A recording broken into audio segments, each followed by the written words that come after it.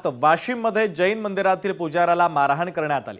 4 ते 5 गावगुंडांकडून मारहाण करण्यात आली। मारहाणीमध्ये पुजारी विजय जैन गंभीर जखमी झाले। याआधी सुद्धा मंदिरातील पुजाऱ्यांवर हल्ला झाल्याची माहिती आहे। धार्मिक स्थळांमध्येही पुजारी सुरक्षित नसतील तर सामान्य नागरिकांच्या सुरक्षेचं काय? या प्रकरणातील गावगुंडांवर तात्काळ आणि कठोर कारवाई करावी अशी ठाम मागणी आता दिगंबर समाजाच्या वतीने केली जाते आहे। महत्त्वाची आणि मोठी ब्रेकिंग न्यूज आपण पाहतोय। वाशिममध्ये जैन मंदिरातील पुजाऱ्याला मारहाण केल्याचा धक्कादायक प्रकार घडलेला आहे।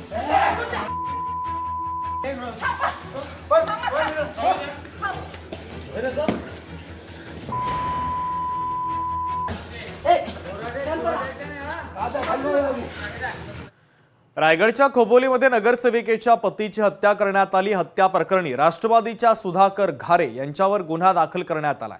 सुधाकर घारेंनी आता त्यानंतर महेंद्र थोरवे यांच्यावर जोरदार निशाणा साधला। थोरवेंनी माझं नाव हत्या प्रकरणात गोवलं। ज्यांची हत्या झाली ते माझे जवळचे नातेवाईक आहे। मी असले घाणेरडे कामं करत नाही। पोलिसांच्या तपासात सर्व सहकार्य करणार असल्याची प्रतिक्रिया आता सुधाकर घारे यांनी दिलेली आहे। अनेक लोकांची त्यामध्ये नावं घेण्यात आली।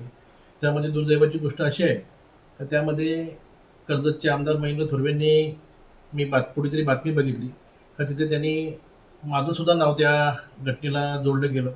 ह्यामध्ये त्याचा राजकीय स्वार्थ साधण्यासाठी महेंद्र थोरवे या अशा गोष्टी करतोय।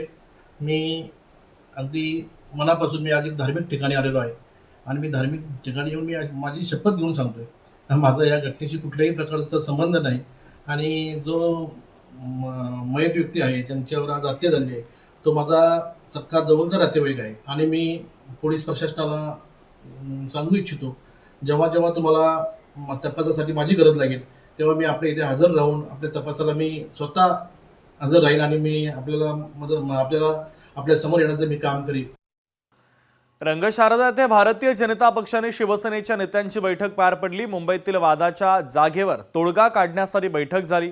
आशिष शेलार, अमित साटम, राहुल शेवाळे, मंत्री उदय सामंत या बैठकीला उपस्थित होते।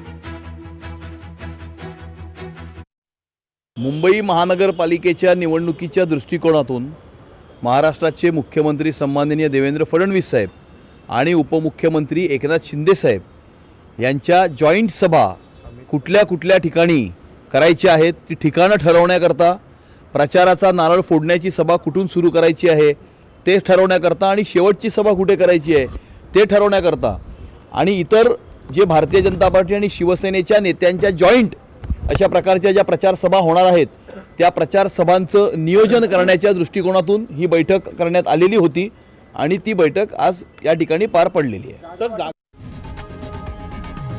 लोकशाही मराठी ऐका, पहा, जागरूक रहा।